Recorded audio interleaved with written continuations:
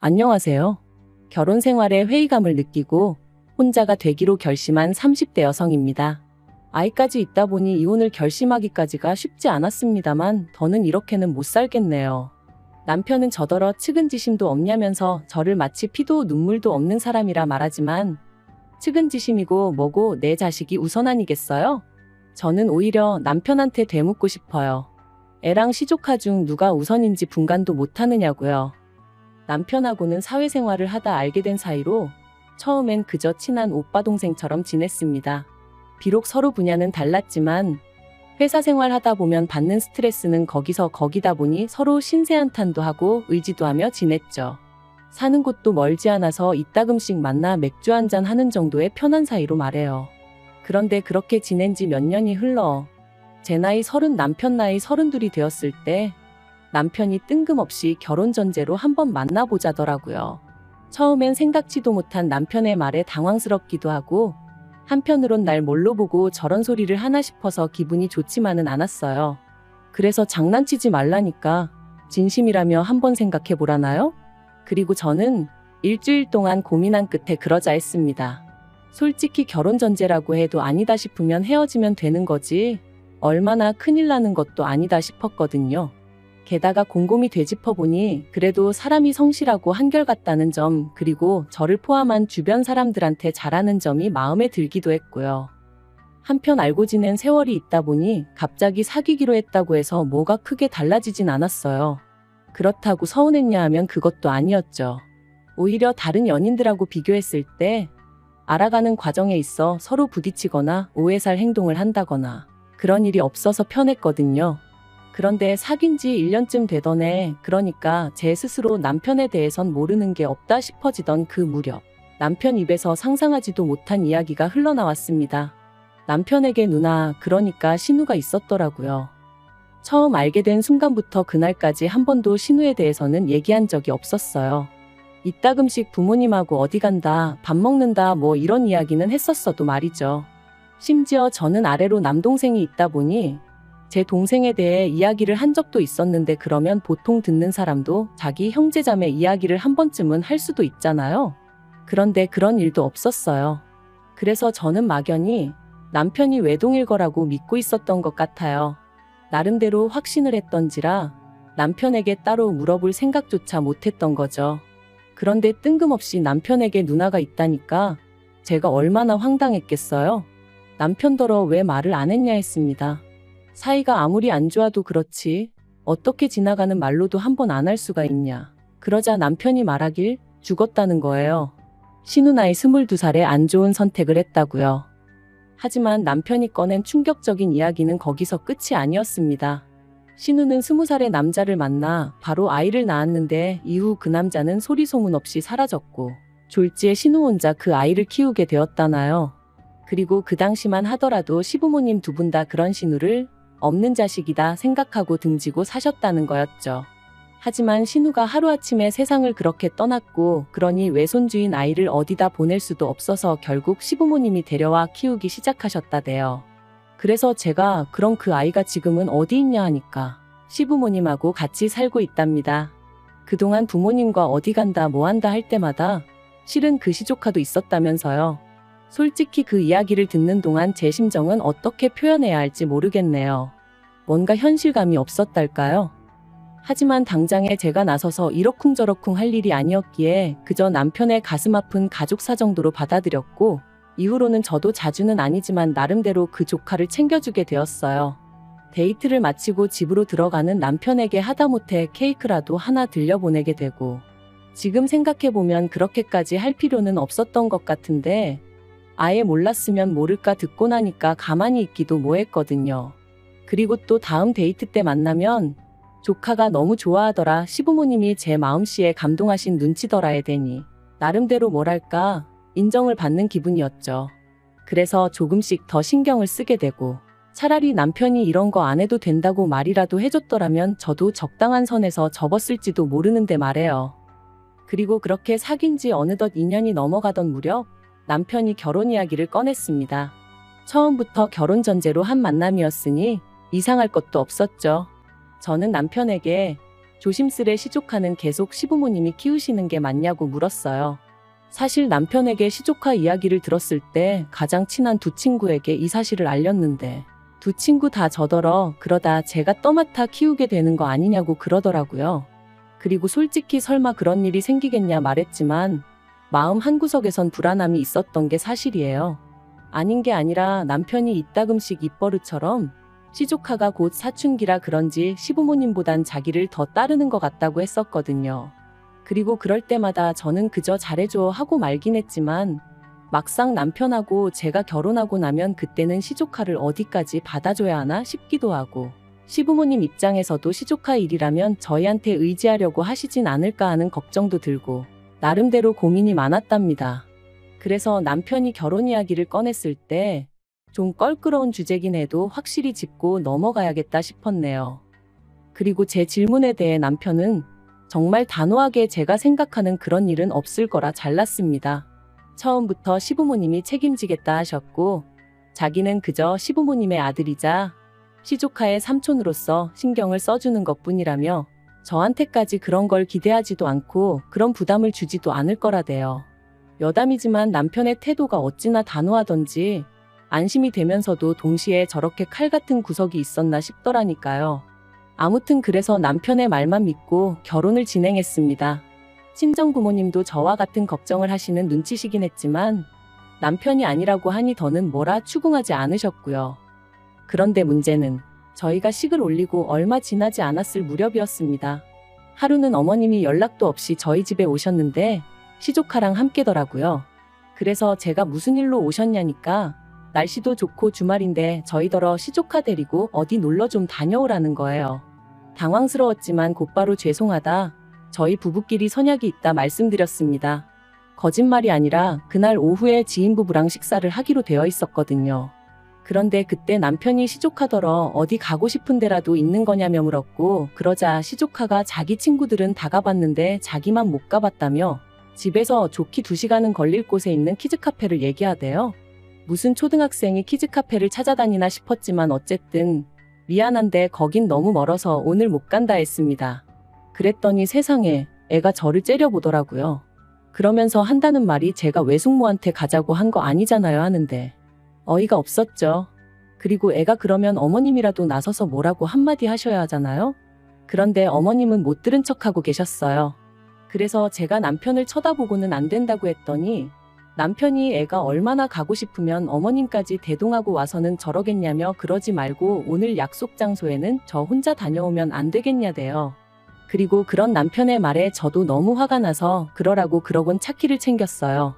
그랬더니 남편이 차는 자기가 써야 된다면서 저더러 지하철 타고 가라는데 화가 얼마나 나던지 그래서 제가 내 차거든 하고 소리를 질렀습니다. 그랬더니 이번엔 어머님이 저더러 너는 심보가 왜 그러냐? 애를 상대로 유치하게 그러시더라고요. 너무 화가 났어요. 짜증도 났고요. 애가 예의가 있는 것 같지도 않지. 그렇다고 어머님이나 남편이 저한테 미안해하는 것 같지도 않지.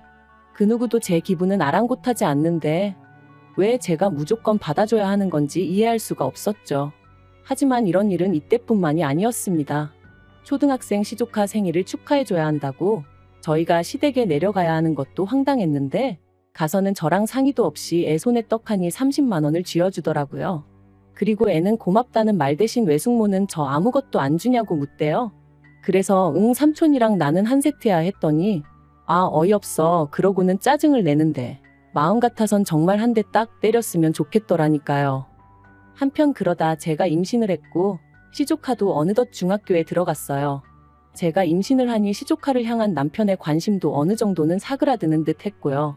그런데 그때부터 시조카가 저희 남편한테 집착을 한다는 게 느껴졌습니다. 하루가 멀다 하고 자기가 삼촌한테 상의할 게 있다며 문자고 전화고 어지간히 해댔거든요. 그리고 남편은 지금 한창 부모가 그리울 땐데 부모가 없으니 자기한테 그러는 것 같다며 모진 소리를 못하겠다 했죠. 그뿐만이 아니었습니다. 자기 와이프는 배가 불러오는 와중에도 한 푼이라도 더 벌어보겠다고 회사에 나가고 그래서 쉬는 날이라곤 주말밖에 없었는데 그런 와이프는 나 몰라라 하고는 시조카 밥이라도 한 끼 사주고 와야 마음이 편하겠다며 주말이면 시댁에 다녀오기 일쑤였어요. 오죽하면 보다 못한 저희 친정부모님이 저희 남편더러 지금 누굴 먼저 챙겨야 되는지 판단이 안 서느냐고 화를 내실 정도였다니까요. 하지만 욕을 먹어도 그때뿐이었지요. 시조카가 시부모님과는 이야기하기 싫다며 방문을 걸어 잠그면 시부모님은 또 안절부절 못하고 저희 남편을 불러대셨고, 그러면 남편은 그걸 모른 척하지 못했으니까요. 그래도 시간은 흘러 저는 딸아이를 낳았고, 이때부터는 정말 시조카가 악마로 보일 정도였습니다. 시부모님을 어떻게 구워 삶은 건지 이 핑계 저 핑계를 대가며 어떻게든 저희 부부를 한 달에 2번은 시댁에 내려오게끔 만들었고, 시부모님과 남편의 관심이 저희 애에게 향하기라도 하면 어찌나 저희 애를 노려보던지 해코지라도 할까 싶어 저는 한순간도 저희 애한테서 눈을 뗄 수가 없었어요. 게다가 매번 자기가 이게 먹고 싶네 저게 먹고 싶네 해서 애를 데려가기도 참으로 난감한 식당만 골라대질 않나. 차에 탈 때도 보란듯이 지가 앞자리를 차지하고 앉아서는 저희 남편하고 둘이서만 조잘조잘. 저는 뒷자리에서 빽빽 울어대는 애만 끌어안고 이게 뭐하는 짓인가 싶은 기분이었거든요. 남편은 시조카가 그러는 게 사람 정이 그리워서 그러는 거라지만 그것도 정도가 있어야지. 왜 그 정을 내 남편한테서만 찾는 건지 미치고 팔짝 뛰겠더라고요. 그래서 결국 올해 초 제가 남편한테 시조카랑 거리를 두라 했습니다. 언제까지 우리가 시조카한테 끌려다닐 수도 없고, 나는 당신의 관심과 사랑이 온전히 우리 애에게 향하기를 바란다고. 요즘 나는 나 혼자 애 낳고 나 혼자 애 키우는 기분이라고 정말 매달리듯 하소연을 했어요. 그런데 남편의 반응이 어떻게 한순간에 나 몰라라 하냐입니다. 그러면서 이렇게 해주는 것도 얼마 안 남았다고, 더 머리 커지고 친구들 생기고 하면 이렇게 손 깔 일 없다며 저더러 좀만 참으라대요. 하지만 남편이 하는 말이 제 귀에는 애 낳고 3살까지가 제일 힘든 시기라는데 그때까지 저 혼자 애 키우라는 소리로밖엔 안 들렸어요. 그래서 제가 남편더러 시조카 아빠 할 건지 우리 애 아빠 할 건지 선택하라 했습니다.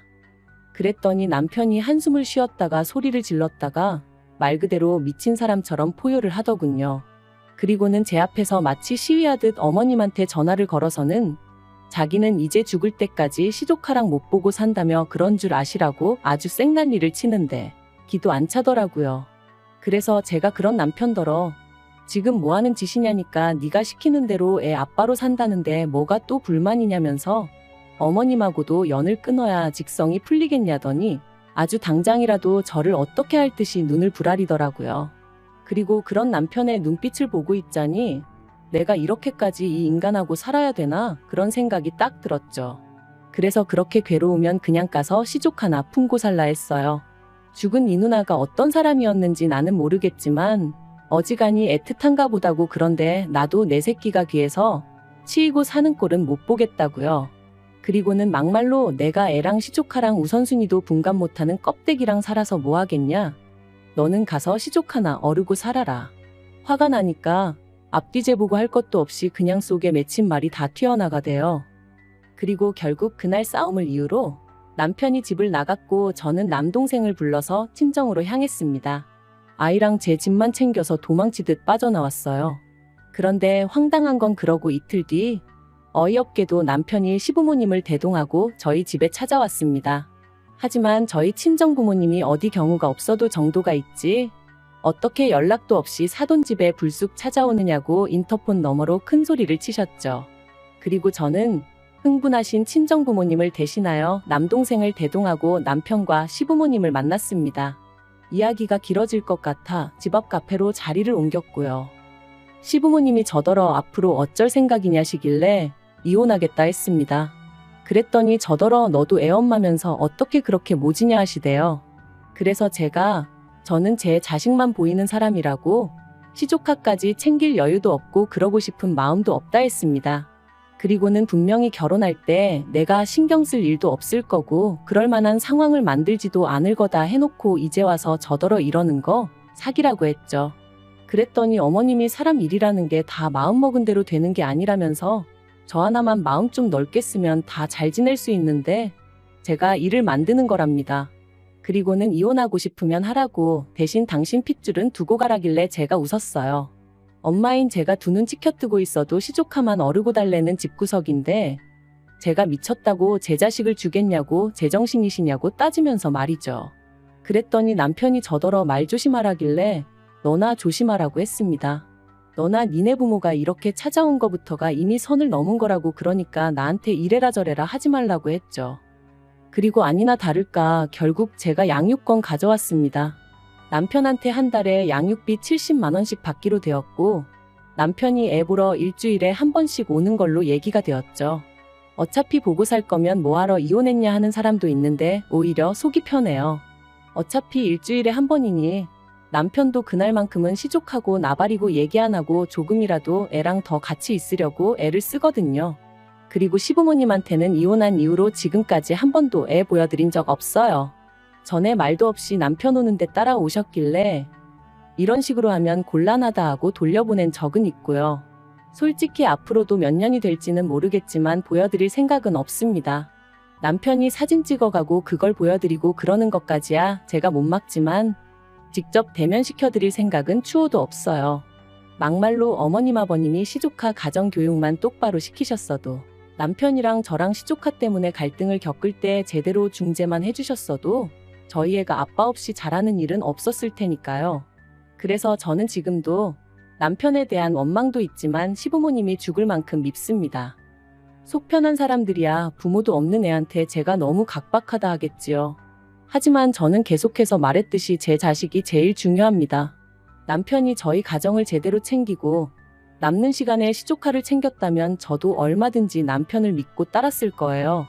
하지만 남편이 먼저 가정을 등한시했으니 뿌린 대로 거두는 법 아니겠어요? 저는 지금까지 그랬듯이 앞으로도 저와 제 자식의 행복만 바라보며 살 겁니다. 그게 제가 사는 이유니까요.